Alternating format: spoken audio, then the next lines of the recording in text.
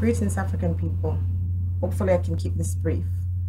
Some people show you what is in their makeup bag, some people show you what's in their closet, but I'm going to show you what is in my kitchen on this day. So, this is Sunday evening, and I'm about to make yam and banana, ackee and saltfish. You know, when you're in Jamaica, if you make a meal like that on a Sunday, you know, you're considered poor, and people will mock you and make fun of you and ridicule you and say you're poor.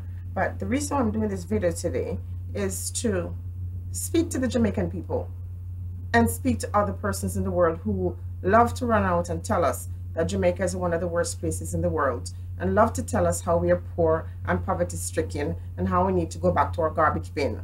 Now,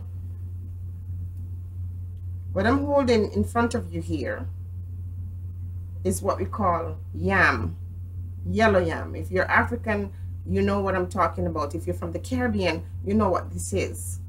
Let me hold it like how the makeup artists hold their makeup. This is my yam. And I'm going to prepare this, and I'm probably going to cook it 3 times because this stuff, take a look at my receipt where you see the asterisk. The yam is $6.45. And these 4 fingers of bananas are, again, take a look at my receipt, $1.98. Now, for those of you in Jamaica who are so proud and so full of yourself that you can't eat this or you can't eat that because you're so special, I left home 26 years ago, and I am still maintaining my Jamaican lifestyle, eating my Jamaican food. But the truth of the matter is I can't afford it. It is very expensive because this little piece of yam is almost 7 Canadian dollars. You do the math, whatever the currency exchange is right now. Now, why am I talking to you about my food? I'm trying to say that this is the reason why people in Jamaica are poor. This is the reason why Caribbean people and African people are poor and live in dumpster and slum, as a lot of you like to remind us, because of being exploited. So our farmers are suffering. They grow the food in which we eat, and people around the world still need this food. And when the food is exported to North America or Europe, a little piece of yam like this is almost $7 plus tax, and our farmers go without.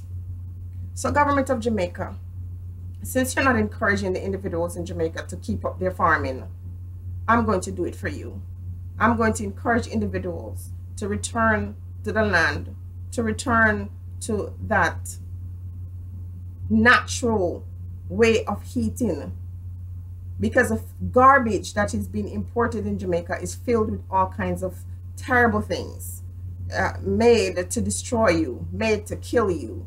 We have to go back to our roots, and part of doing that is to return to our natural foods. So this is overpriced.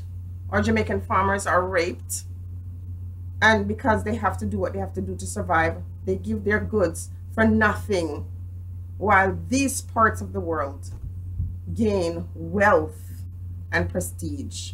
This is why Black people don't have anything, not because we're worthless, not because we haven't tried, not because we're not ambitious, but because there's always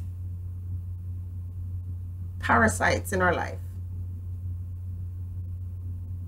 So this 4 green banana, some of you take this for granted. You have it on your property in Jamaica, and it stays there and ripe and fall off. And a Jamaican living overseas see this like gold. Sometimes the price of this gold I cannot afford. Return to love is always my message, and that love takes the form of taking care of your body, mind, and spirit. Be blessed, African people. Think on these things.